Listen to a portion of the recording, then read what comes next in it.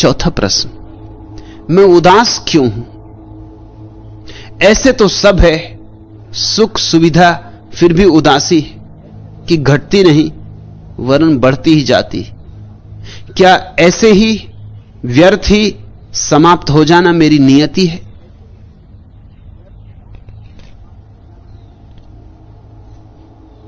उदास हो तो अकारण नहीं हो सकते।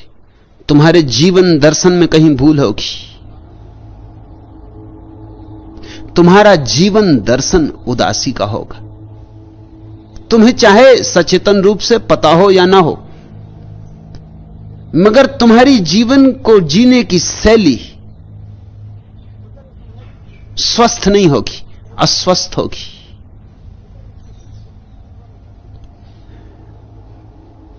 तुम जीवन को ऐसे ढो रहे होगे जैसे कोई बोझ को ढोता है। मैंने सुना है एक सन्यासी हिमालय की यात्रा पर गया था। भरी दोपहर, पहाड़ की ऊंची चढ़ाई, सीधी चढ़ाई, पसीना पसीना, थका मांदा, हांफता हुआ अपने छोटे से बिस्तर को कंधे पर ढोता हुआ चढ़ रहा है। उसके सामने ही एक छोटी सी लड़की, पहाड़ी लड़की, अपने भाई को कंधे पर बिठाए हुए चढ़ रही। वह भी लथपथ है पसीने से, वह भी हाँफ रही। सन्यासी सिर्फ सहानुभूति में उससे बोला, बेटी तेरे ऊपर बड़ा बोझ होगा। उस लड़की ने, उस पहाड़ी लड़की ने, उस भोली लड़की ने आंख उठा के सन्यासी की तरफ देखा और कहा, स्वामी जी बोझ आप लिए, ये मेरा छोटा भाई है। बोझ में और छोटे भाई में कुछ फर्क होता। तराजू पर तो नहीं होगा। तराजू को क्या पता कि कौन छोटा भाई है और कौन बिस्तर है। तराजू पर तो यह भी हो सकता है कि छोटा भाई ही ज्यादा वजनी रहा हो। साधु का बंडल था, बहुत वजनी हो भी नहीं सकता। पहाड़ी बच्चा था, वजनी होगा। तराजू तो शायद कहे कि बच्चे में ज्यादा वजन है। तराजू के अपने ढंग होते, मगर हृदय के तराजू का तर्क और है। उस लड़की ने जो बात कही, सन्यासी ने अपनी आत्मकथा में लिखा है। उनका नाम था भवानी दयाल। उन्होंने अपनी आत्मकथा में लिखा है कि मुझे ऐसी चोट पड़ी कि इस छोटी सी बात को मैं अब तक न देख पाया। इस भोली भाली लड़की ने कितनी बड़ी बात कह दी, छोटी सी बात में कितनी बड़ी बात कह दी। छोटे भाई में बोझ नहीं होता। जहां प्रेम है वहां जीवन निर्भर होता है। तुम जरूर अप्रेम के ढंग से जी रहे हो। तुम्हारा जीवन दर्शन भ्रांत है, इसलिए तुम उदास हो। हालांकि तुमने जब प्रश्न पूछा होगा तो सोचा होगा कि मैं तुम्हें कुछ ऐसे उत्तर दूंगा जिनसे सांत्वना मिलेगी, कि मैं कहूंगा कि नहीं, पिछले जन्मों में कुछ भूल चूक हो गई, उसका फल तो पाना पड़ेगा। अब निपटा ही लो, किसी तरह बोझ है ढो ही लो, खींच ही लो। राहतें मिलती हैं ऐसी बातों से, क्योंकि अब पिछले जन्म का क्या किया जा सकता है। जो हुआ सो हुआ, किसी तरह बोझ है ढो लो। मैं तुमसे ये नहीं कहता कि पिछले जन्म की भूल है जिसका तुम फल अब भोग रहे हो। अभी तुम कहीं भूल कर रहे हो, अभी तुम्हारे जीवन के दृष्टिकोण में कहीं भूल है। पिछले जन्मों पर टाल के हमने खूब तरकीबें निकाल ली। असल में पिछले जन्म पे टाल दो तो फिर करने को कुछ बचता नहीं, फिर तुम जैसे हो सो हो। अब पिछला जन्म फिर से तो लाया नहीं जा सकता। जो हो चुका सो हो चुका। किए को अनकिया किया नहीं जा सकता। अब तो ढोना ही होगा, खींचना ही होगा, उदास रहना ही होगा। नहीं, उदास रहने की कोई भी जरूरत नहीं, कोई अनिवार्यता नहीं। मैं तुमसे यह बात कह दूं कि परमात्मा के जगत में उधारी नहीं चलती। पिछले जन्म में कुछ गलती की होगी, पिछले जन्म में भोग ली होगी। परमात्मा कल के लिए हिसाब नहीं रखता। वो ऐसा नहीं कि आज नगद कल उधार।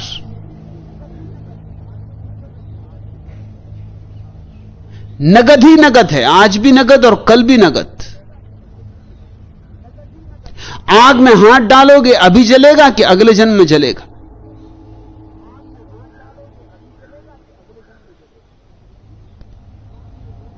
पानी पियोगे प्यास अभी बुझेगी कि अगले जन्म में बुझेगी? इतनी देर नहीं लगती प्यास के बुझने में, ना हाथ के जलने में। मेरे देखे जब भी तुम शुभ करते हो तत्क्षण तुम पर आनंद की वर्षा हो जाती, तत्क्षण, देर अबेर नहीं होती। तुमने कहावत सुनी कि उसके जगत में देर है अंधेर नहीं। मैं तुमसे कहता हूं कि देर हुई तो अंधेर हो जाएगा। न देर है न अंधेर है, सब नगद है। तुम जरा फिर से पुनर्विचार करो, अपनी जीवन शैली को थोड़ा जांचो। अब जो आदमी ये मान रहा है कि घर गृहस्थी पाप है, वो घर गृहस्थी में रह के कैसे प्रसन्न हो सकता? कहो मुझे, कहो कैसे प्रसन्न होगा?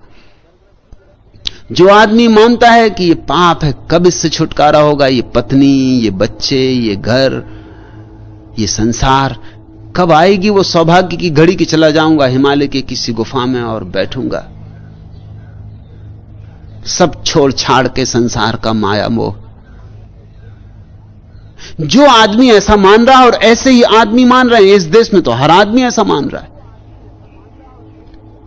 जो अभी अभी घोड़े पर सवार होकर दूल्हा बन के जा रहा है, शहनाई बज रही, वो भी ऐसा मान रहा है कि पाप में पड़ रहा हूं।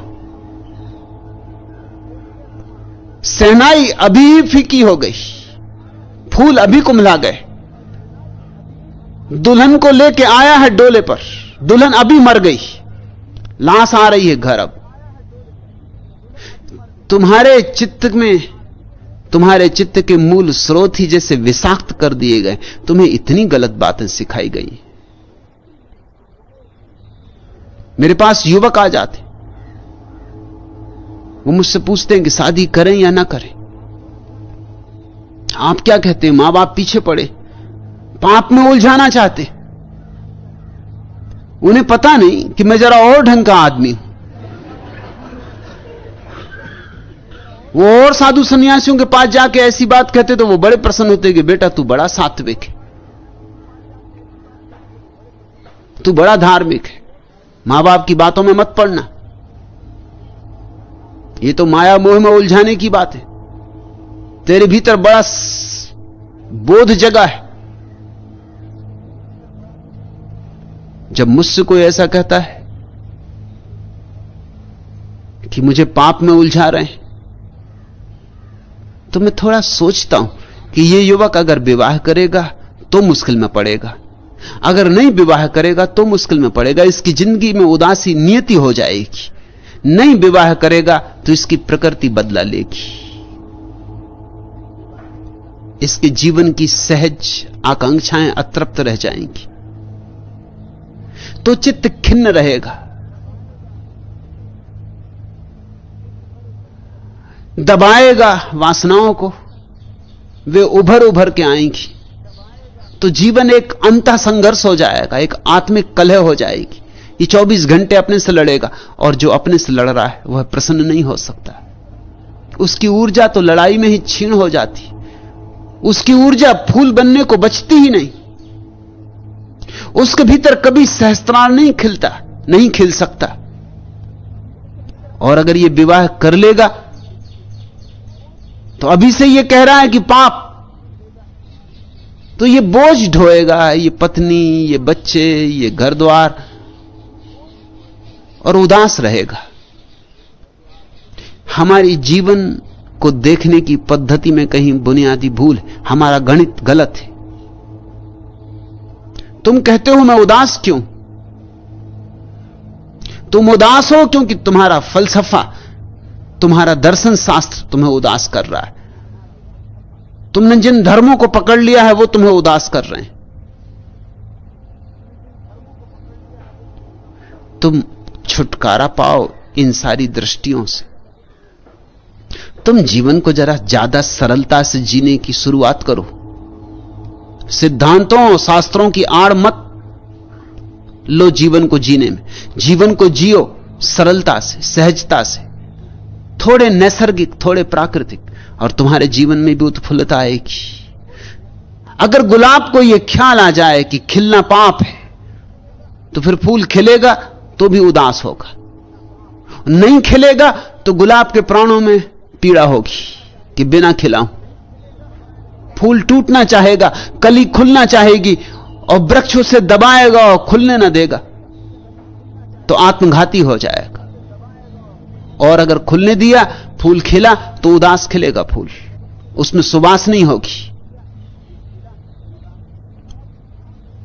जिंदगी नहीं होगी, उसमें मौत की छाप होगी। गलत दृष्टियों ने तुम्हें जन्म से ही मार डाला है,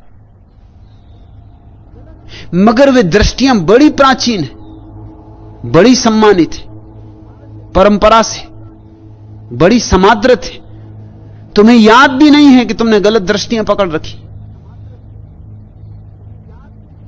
और फिर तुम उदास होते हो, तो स्वभावतः प्रश्न उठता है कि मैं उदास क्यों।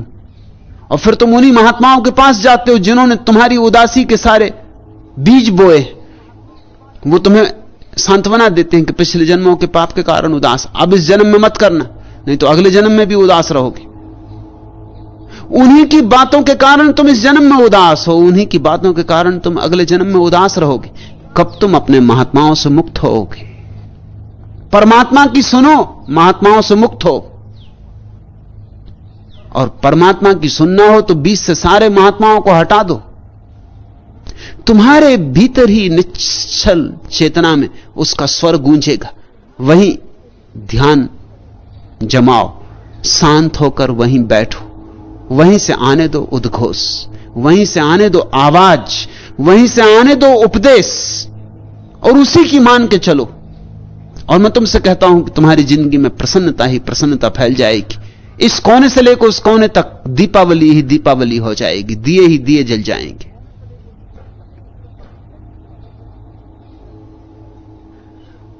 कहते हो तुम ऐसे तो सब है, सुख सुविधा, फिर भी उदासी है कि घटती नहीं वरन बढ़ती ही जाती। सुख सुविधा से कोई संबंध नहीं है आनंद का। कभी कभी जिनके पास कोई सुख सुविधा नहीं, वे भी आनंदित मिल जाएंगे। कोई अनिवार्य संबंध नहीं कि तुम्हारे पास धन है इसलिए तुम सुखी होना चाहिए।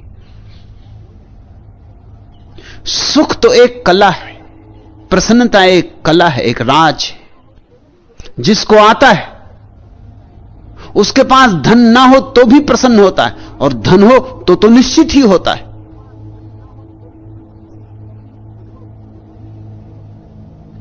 तुम मेरी बात जरा गौर से समझना। मैं ये नहीं कह रहा हूं कि धन ना हो तो ही प्रसन्न हो सकता है। मैं ये भी नहीं कह रहा हूं कि धन हो ही तो ही कोई प्रसन्न हो सकता है। ये दोनों बातें अधूरी हैं, अधकचरी। जिसको प्रसन्न होना आता है वो कहीं भी प्रसन्न हो सकता है। जिसे नाचना आता है वो टेढ़ा आंगन हो तो भी नाच सकता है। जिसे नाचना आता है वो जेल की काली कोठरी में भी नाच सकता है। जिसे बांसुरी बजाना आता है वो अंधेरी से अंधेरी अमावस में भी बांसुरी बजा सकता है। और बांसुरी बजाना ना आता हो और तुम्हें महल में बिठा दिया जाए तो तुम करोगे क्या? झोपड़े में उदास थे, महल में और उदास हो जाओगे। क्यों और हो जाओगे? क्योंकि झोपड़े में एक आशा थी कि अगर महल होगा तो प्रसन्न होंगे। अब वो आशा भी गई। अब उतनी आशा का भी सहारा ना रहा। महल भी है और उदासी है। तुम समझो, बाहर से उदासी और प्रसन्नता का कोई संबंध नहीं है, भीतर से संबंध है। इसलिए मैं नहीं कहता कुछ त्यागो, छोड़ो, भागो, नहीं। भीतर की कला सीखो। धन हो तो जो भीतर की कला जानता है वो धन का सदुपयोग कर लेगा, वो धन को जी लेगा। अक्सर तो भीतर की कला न जानने वालों के पास धन होता है तो वो धन से केवल इतना ही करते कि अपने लिए चिंताएं पैदा करते, कृपण हो जाते हैं, कंजूस हो जाते। धन को और जोर से पकड़ लेते, 99 के फेर में पड़ जाते। जिनके पास नहीं होता वो तो खर्च भी कर लेते, वो कहते हैं है ही नहीं, तो ये भी गया तो गया, वैसे भी क्या है। इसलिए गरीब आदमी तो थोड़ा हिम्मत से खर्च भी कर लेता, अमीर आदमी खर्च भी नहीं करता। वो कहता है कि इतना और बच जाए तो थोड़ा और हो जाएगा, इतना और बच जाए तो थोड़ा और हो जाएगा। जैसे जैसे आदमी अमीर होता जाता है वैसे वैसे कंजूस होता जाता। और इस देश में ऐसे कंजूसों को हम कहते हैं कितने सीधे साधे कंजूस हैं, सीधे साधे जरा भी नहीं है, बहुत इर्छे तिरछे, बहुत चालबाज, मगर हम उनको कहते कैसे सीधे साधे। देखो इनका जीवन कैसा साधु का जीवन। जब साधु का जीवन जीना था तो कृपा करो ये धन किसी और को दो, उसको जी लेने दो, तुम साधु बनो। धन पर तो बैठे फन मारकर और साधु का जीवन जी रहे हैं। इस तरह की मूढ़ता को समादर दिया जाता रहा। यह निपट मूढ़ता है। धन हो तो धन को जी लो, जब नहीं होगा तो निर्धनता को जी लेना। अभी तो धन है तो धन का गीत गाओ, जब नहीं धन हो तो निर्धनता का गीत गा लेना। अभी जल्दी क्या पड़ी। मगर लोग धन भी नहीं भोग सकते क्योंकि भोग ही नहीं सकते। भोग की ही निंदा है। तुम कहते हो सब सुख सुविधा होगी मगर तुम्हें कुछ नहीं। तुम तो सुख सुविधा में भी देख रहे होगे कि ये सब भोग, कहां पड़ा हूं, कहां उलझा हूं। कैसा मजा नहीं होगा फकीरों को। अक्सर ऐसा हो जाता है कि शहरों में जो लोग रहते हैं वो सोचते हैं देहात में रहने वाले लोग बड़े मजे में। देहात में रहने वाले दूसरी बात सोचते हैं, वो सोचते हैं शहर में रहने वाले लोग बहुत मजे में। असल में तुम जहां नहीं हो लगता है मजा वहां है। गांव के लोग सब बंबई जाना चाहते, कोई नहीं रुकना चाहता, नहीं तो आखिर बंबई में लोग बढ़ते कहां से जा रहे हैं। सारे गांव बंबई आना चाहते, अगर न रह पाए तो कम से कम दर्शन करने बंबई आना चाहते। और बंबई के लोग देहात की सुन के उनकी छाती खिल जाती। आहा, देहात में कैसा सुख, कैसी सुविधा, प्राकृतिक सौंदर्य, ताजी हवाएं। ये कहां बंबई की गंदी हवा। मैं कश्मीर था, बंबई के कुछ मित्र मेरे साथ थे। जिस बजरे पे हम मेहमान थे, मेरे बंबई के मित्र, बंबईया मित्र, वो डल झील की खूब तारीफ करें और ताजी हवाएं और वृक्ष और चिनार के दरख्त और चांद तारे और कश्मीर। उनकी बातें सुन के वो जो बजरे का माझी था वो बड़ा चौंके, बड़ा हैरान हो। ये मैं देखता रहा। मैंने उससे पूछा कि तू इनकी बातें सुन के बड़ा चौंकता। उसने कहा मैं चौंकू नहीं तो क्या करूं, मेरी जिंदगी यहीं बीती, यही झील, इसी से सिर मारते मारते जिंदगी गंवाई, यही नाव, यही चिनार। इनकी बातें सुन के मैं भी देखता हूं कि क्या खूबी चिनार में, कुछ मुझे दिखाई पड़ती नहीं। वो मुझे बाबा कहता था। जब हम चलने लगे तो पैर पकड़ लिए। उसने कहा बाबा बस एक आशीर्वाद, एक दफा बंबई के दर्शन करवा दो। तो मैंने बंबईया मित्रों से कहा सुनते हो, ये डल झील का माझी, ये कहता बस एक जीवन में इच्छा है, सिर्फ एक, कोई बड़ी इच्छा भी नहीं बेचारे की, कि बंबई का एक दफा दर्शन हो जाए। फिल्मों में देखा है, कहने लगा। कैसा सुख नहीं लोग भोग रहे होंगे। शहर में रहने वाला आदमी गांव की तारीफ करता, गांव जाता माता नहीं। कौन तुम्हें रोक रहा है? जाओ भोगो गांव की कीचड़ और मच्छर और जो भी तुम्हें भोगना हो, और गांव की गंदगी और बदबू, जाओ।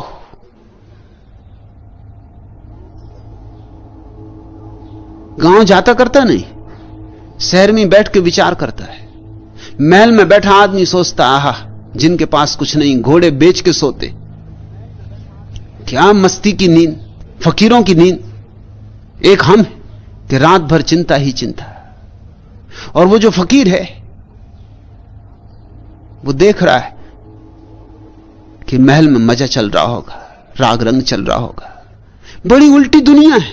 मैंने सुना है एक बार बनारस में एक महात्मा की मृत्यु हुई और उसी दिन एक वैश्या की भी मृत्यु हुई। दोनों आमने सामने रहते थे। अक्सर महात्मा और वैश्या आमने सामने रहते, दोनों का बड़ा पुराना लेन देन। महात्मा के बिना वैश्या नहीं हो सकती और वैश्या के बिना महात्मा नहीं हो सकता। जिस दिन दुनिया में महात्मा नहीं होंगे वैश्याएं समाप्त हो जाएंगी, क्योंकि वैश्याओं को पैदा कैसे करोगे? महात्मा सिखाता है काम वासना को दबाओ, और जब महात्मा का पाठ सीख लिया तो फिर वैश्या पैदा होती। वो दबी हुई काम वासना वैश्या को पैदा करती। अगर वैश्याएं मिटानी तो पहले महात्मा मिटाने होंगे। सो कहानी ठीक ही मालूम पड़ती, तर्कयुक्त मालूम पड़ती। महात्मा और वैश्या आमने सामने रहते थे, दोनों साथ साथ मर गए। देवदूत लेने आए। महात्मा तो बहुत नाराज हुआ, क्योंकि उसको नरक की तरफ ले चले, पाताल की तरफ, जहां आजकल अमेरिका है, और वैश्या को स्वर्ग की तरफ ले चले, आकाश की तरफ। महात्मा ने कहा रुको, ये जाति हो रही, मैं महात्मा हूं, लगता है कुछ भूल चूक हो गई। दफ्तर की कोई भूल मालूम होती, स्वर्ग मुझे ले जाना चाहिए। देवदूत हंसने लगे। उसने कहा, उन्होंने कहा शक हमें भी हुआ था, तो हमने परमात्मा से पूछा कुछ भूल चूक तो नहीं हो गई कि महात्मा को नरक ले जाना, वैश्या को स्वर्ग। हमें भी शंका उठी थी, तो हम पूछ के ही आए। अच्छा हुआ हम पूछ के ही आए। महात्मा ने कहा कोई भूल चूक नहीं हुई, यही शाश्वत नियम है। शाश्वत नियम? हम नए नए देवदूत हैं, सिक्खड़ हैं, सच पूछो तो यह हमारा पहले ही काम है, तो हमें तो कुछ पता नहीं शाश्वत नियमों का। तो हम और भी चौंके, हमने पूछा आपका मतलब क्या? तो उन्होंने कहा बात यह है कि महात्मा जिंदगी भर यह सोचता रहा कि मजा वैश्या के घर हो रहा, और वैश्या जीवन भर सोचती रही, रोती रही कि मजा है, आनंद है तो महात्मा के झोपड़े में। महात्मा करता था पूजा, बजाता था घंटी मेरे सामने, सताता था मुझको घंटी बजा बजा के। अब किसी के भी सामने घंटी बजाओगे तो तुम समझ सकते हो। और रोज रोज और पानी चढ़ा रहे हो, चाहे ठंड हो चाहे गर्मी हो, तो घंटी तो मेरे सामने बजाता था, लेकिन इसका दिल लगा रहता था वहां वैश्या की तरफ। खिड़की में खड़े होकर ऐसे तो राम राम राम राम राम राम करता था, माला जपता था, मगर देखता रहता था खिड़की से वैश्या को। रात को उठाता था, उठता था राम राम कहते हुए, बुलाता था मुझे और मुझको भी जगह देता था। मगर वैश्या के घर नाच चल रहा है, गीत चल रहा है, वीणा बज रही, मस्त होकर लोग वाह वाह कर रहे हैं। दिल में इसके बड़े खटक होती थी कि मैं भी कहां उलझ गया हूं, ये कौन सी महात्मागिरी में फंस गया। मजा वहां है, इधर तो उदासी ही उदासी। और वैश्या को जब भी समय मिलता था तब वो रोती थी, जब महात्मा मंदिर में घंटी बजाता और पूजा उठती, धूप जलती और सुगंध वैश्या तक पहुंचती, तो वो रोती थी कि एक मैं अभागिन, यूं ही जिंदगी बीत जाएगी, परमात्मा को कब पुकारूंगी। उसने कभी पुकारा नहीं, मगर उसके आंसू मुझ तक पहुंच गए, और ये मुझे रोज पुकारता रहा, लेकिन इसकी पुकार में पुकार थी ही नहीं, क्योंकि प्राणों का आह्वान नहीं था। इसे नरक ले जाओ, वैश्या को स्वर्ग ले आओ। ऐसा कुछ आदमी का चित्त है जो जहां नहीं है वहां होना चाहता है। तुम कहते हो सुख सुविधा में हो, मगर तुम हो नहीं वहां सुख सुविधा में। तुम सोचते यही होगी फकीर मजे में, सन्यासी मजे में, महात्मा मजे में। इसलिए तुम भीतर ईर्ष्या से जल रहे हो, और ईर्ष्या उदासी लाएगी। जहां हो वहीं मजे में हुआ जा सकता है। जैसे हो वहीं कला है जीवन को जीने की। तुम जीवन की कला से चूक रहे हो, और तुम कहते हो ये बढ़ती जा रही उदासी, घटती नहीं। वो तो बढ़ेगी। उम्र जैसे जैसे बढ़ेगी वैसे वैसे हताश होने लगोगे कि इतने दिन और गए, अब दिन थोड़े बचे, ये तो सांझ आने लगी, ये तो सूरज डूबने को होने लगा, ये मौत दरवाजे पर दस्तक देने लगी, हाथ पैर लड़खड़ाने लगे, बुढ़ापा आने लगा, अब तक कुछ पाया नहीं। तो और घबराहट बढ़ जाएगी और उदासी बढ़ जाएगी।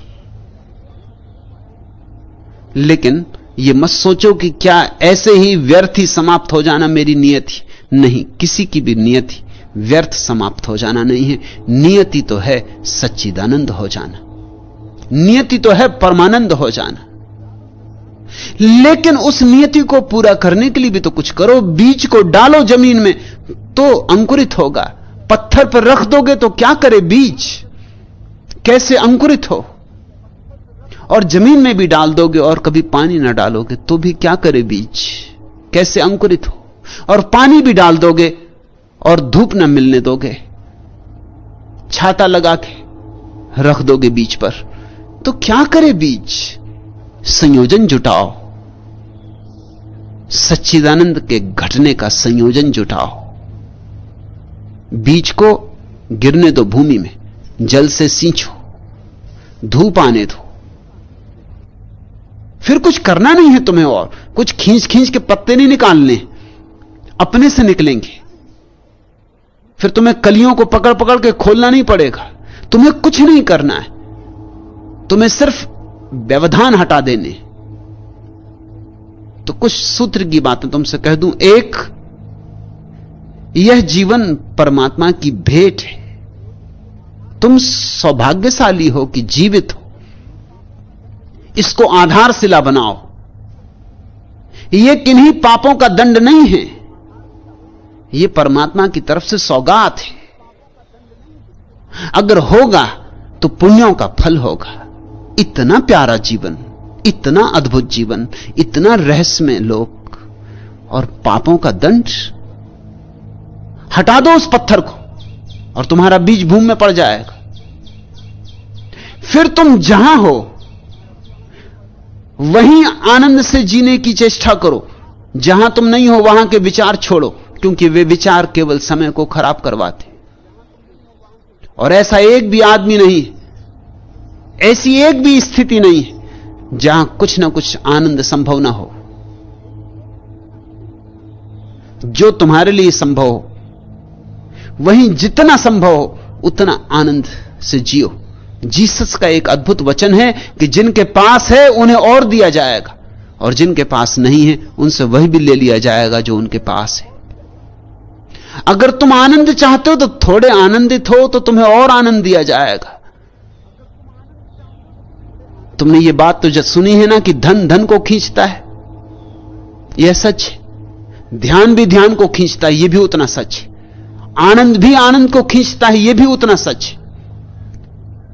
जो आदमी थोड़ा सा आनंदित हो जाता है वो और ज्यादा आनंदित हो जाता है। तुम थोड़े तो आनंदित हो ही सकते हो। कितने ही उदास हो, जरा जीवन का पहलू बदलो, जरा जीवन को आशा से देखो, निराशा से नहीं। मैंने सुना है एक आशावादी एक बार गिर पड़ा मकान से, न्यूयॉर्क का मकान 70वीं मंजिल से गिर पड़ा, चला नीचे की तरफ। आशावादी था, कभी किसी ने उसके मुंह से दुख की कोई बात नहीं सुनी थी। हर चीज में कुछ ना कुछ अच्छा खोज लेता था। शुभ्र पहलू को देखना उसका अभ्यास था। उसको जीवन में सदा ही आनंदित लोगों ने पाया था। आज लोग खिड़की से झांक झांक के पूछने लगे क्या हाल है, क्योंकि अब तो पक्का था कि आज तो कहेगा कि मारे गए। लेकिन पता है उसने क्या कहा? उसने कहा अब तक तो आनंद ही आनंद है, अब तक। गिर रहा है जमीन की तरफ, ऐसे ही हम सभी गिर रहे हैं जमीन की तरफ। आखिर मौत नीचे प्रतीक्षा कर रही, लेकिन अब तक तो उसने कहा आनंद ही आनंद है। जीवन को आशा की दृष्टि से देखो, निराशा की आदतें छोड़ो। हर अंधेरी रात में चमकते हुए तारे हैं और हर काले बादल में चमकती हुई बिजली का गोटा जड़ा हुआ है। कांटे मत गिनो गुलाब की झाड़ी में, फूल गिनो।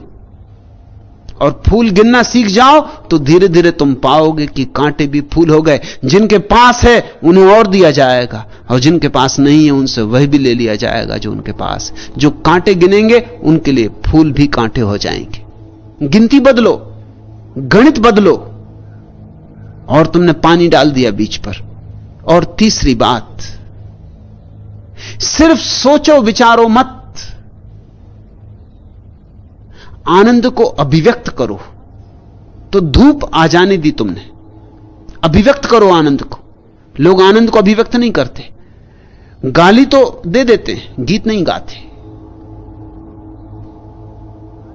हंसो भी, मुस्कुराओ भी, नाचो भी, गुनगुनाओ भी, क्योंकि जिसे तुम अभिव्यक्त करोगे, बहाओगे, फैलाओगे, उसके लिए तुम्हारे भीतर और नए नए झरनों से ऊर्जा आनी शुरू हो जाएगी। जैसे कुएं से कोई पानी खींचता है तो झरने नया पानी ले आते हैं कुएं में, ऐसे ही हम सब परमात्मा के सागर से जुड़े।